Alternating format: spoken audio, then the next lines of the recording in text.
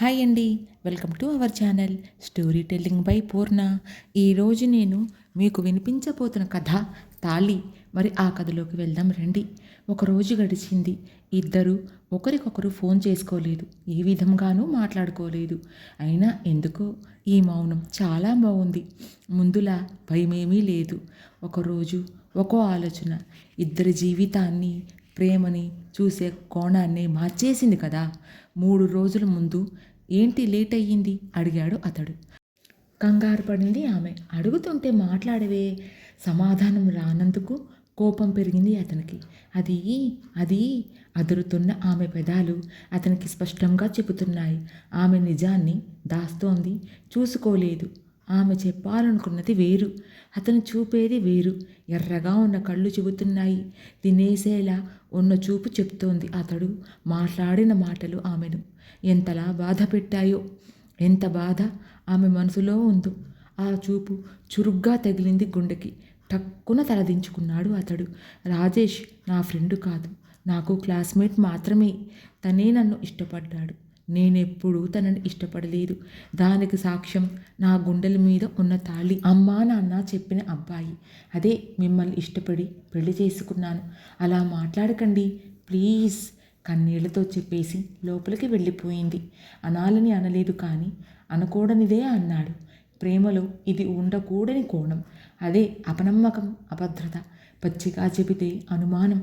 ఇక్కడ ఇతను తను తక్కువ చేసుకుని, తనది కాని గతంలో ఆమెని దూసి తను ఇబ్బంది పడి ఆమెని ఇబ్బంది పెడుతున్నాడు. సన్నగా ఏడుపు వినిపించేసరికి ఎందుకో మనసుకి బాధ అనిపించింది. చిన్నపిల్లల వెక్కి వెక్కి ఏడుస్తున్న భార్య దగ్గరకు వెళ్ళి సారీ, తన చేతిని పట్టుకుని అపరాధ భావంతో అడిగాడు. ఎన్నిసార్లులా, మీకెన్నిసార్లు చెప్పాలి? మీరు తప్పన మనసులో ఎవ్వరికీ చోటు లేదు. అప్పుడు ఊహల్లో మీ రూపు చూసుకుంటే, ఇప్పుడు ఎదురుగా ఇలా. అతని మొహాన్ని తాకి మళ్ళీ ఏడ్చింది. నాకు తెలుసు. అతని కళ్ళల్లో నీళ్లు తిరిగాయి. మరి ఎందుకు ఇలా నోరు జారి నా మనసును బాధ పెడతారు? మెల్లగా అడిగింది. అది ఏం చెప్పాలో, ఎలా చెప్పాలో తెలియక నీళ్లు నమిలాడు. నా మీద ఒట్టే, నిజం దాచద్దు. చటుక్కుని అతని చెయ్యి పట్టుకుని తన తల మీద పెట్టేసింది. ఛా, ఇలా చేసావేంటి? గట్టిగా ఆమెని గుండెలకి హత్తుకున్నాడు. నిజం చెప్పండి. అప్పుడప్పుడు ఎందుకు ఇలా ప్రవర్తిస్తారు? ఎందుకు ఇలా చేస్తారు? మీరు వేరు, ఇది మీరు కాదు. ఎప్పుడూ ప్రేమ చూపించే భర్త ఒక్కోసారి ఇలా మాట్లాడేసరికి పై ప్రాణం పైనే పోతుంది. ఆమెకి నమ్మకం లేదు. మీ నాన్న మా వాళ్లతో పెళ్లి ప్రస్తావన తెస్తే ముందు నాకు ఇష్టమా కాదా కనుక్కోమన్నా. నిజమేగా అన్నట్టు ఆమె కళ్ళలోకి చూశాడు. ఆమె అలా వింటూ ఉంది. నాకన్నా నువ్వు ఆనందంగా ఉంటావు. నేనేదో చిన్న కాలేజీలో అలా అలా చదివా. మరి నువ్వు సిటీలోనే పెద్ద యూనివర్సిటీలో పెద్ద పెద్ద వాళ్ళు చదువుకున్న చోట మంచి చదువులు చదువుకున్నావు. అంతెందుకు, నాకన్నా నీ ఉద్యోగం హోదా పెద్దది కదా. ఇవి గుర్తొచ్చినప్పుడల్లా నేను సహనం కోల్పోతాను. నేను నీకు తగననిపిస్తుంది అని నిజం చెప్పాడు. అతని మాటలు విన్న ఆమెకి నవ్వు, ఏడుపు కలిసొచ్చాయి. ఆమె ముఖంలో పలికే భావాలు చాటు అర్థం తెలియక తికమక పడుతున్నాడు. మాట్లాడు ప్లీజ్, ఇలా ఎడవకు, నాకు బాధేస్తుంది. ఆమె పక్కన చేరి ఒళ్ళో తల పెట్టుకుని పడుకున్నాడు. ఆమె మెల్లగా తన చేతివేళని అతని తలలో పోనిచ్చింది. మీ ప్రశ్నకి సమాధానాలు దొరికితే నా ప్రేమ మీకు అర్థమవుతుంది. ఎవడో నన్ను వస్తువుగా చూసి ఇష్టపడుతున్నాడని నాన్న హడావుడిగా సంబంధాలు చూశాడు. ఎక్కడ నేను చేజారిపోతానన్నో అని మీ సంబంధం వచ్చినప్పుడు మీరు నన్ను చూసినాక మా నాన్నగారితో మీరు మీ అమ్మాయికి నేను నచ్చానో లేదో అని కనుక్కోమని నా మనసుకు విలువనిచ్చారు. మీరు అందుకే నాకు నచ్చారు అని చెప్పాలనుకుంది, కానీ చెప్పలేకపోయింది. ఎందుకో చెప్పడం కంటే చూపించడం మేలనిపించింది. 3 నెలలైంది పెళ్ళయి. ఇదా ఈయన బాధ? ఇన్నాళ్ళకి అర్థమైంది. నేను మాట్లాడుతాను, చేస్తారా? ప్రేమగా అతని బుగ్గ మీద చెయ్యి పెట్టి నిమిరింది. నిన్ను, నీ మాటని నేనెప్పటికీ కాదనను అని మాటిచ్చేశాడు. అయితే ఒక 3 రోజులు అమ్మా వాళ్ళ దగ్గరికి వెళ్తాను ప్లీజ్. నెత్తిన పిడుగుపడేలాంటి మాట చెప్పింది. కోపం తగ్గలేదేమో, కాస్త సమయం కావాలేమో.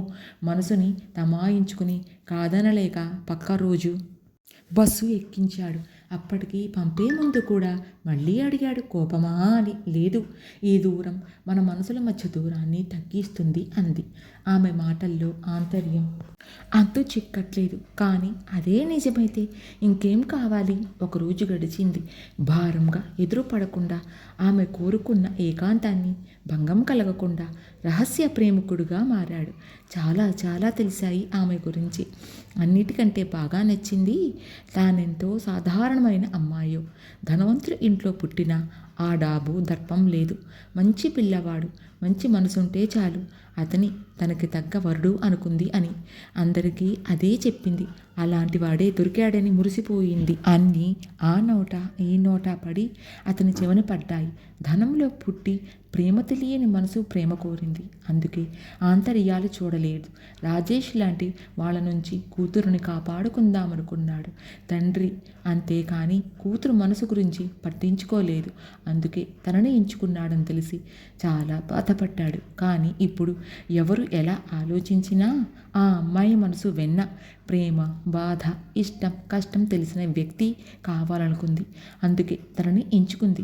నిజం తెలిసి మొదటిసారి మనసు గాల్లో తేలింది. సమాధానం దొరికింది. మనసులో అనుమానాల మబ్బులు తొలిగాయి.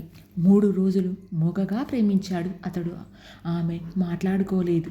మాటల్లేని మౌనం మనసుల మధ్య వంతెన కట్టింది. ఆ మౌనం చాటున ప్రేమలో ఇంకో కోణం బయటపడింది. నమ్మకం, బాధ్యత, ఇంకా చెప్పాలంటే భరోసా. 3 రోజులు గడిచిన తర్వాత మాటిచ్చినట్టే ఆమె ఇంటికి తిరిగి వచ్చింది. రాగానే ఎదురు వచ్చిన అతనిలో కంగారు, కోపం లాంటివి మచ్చుకైనా లేవు.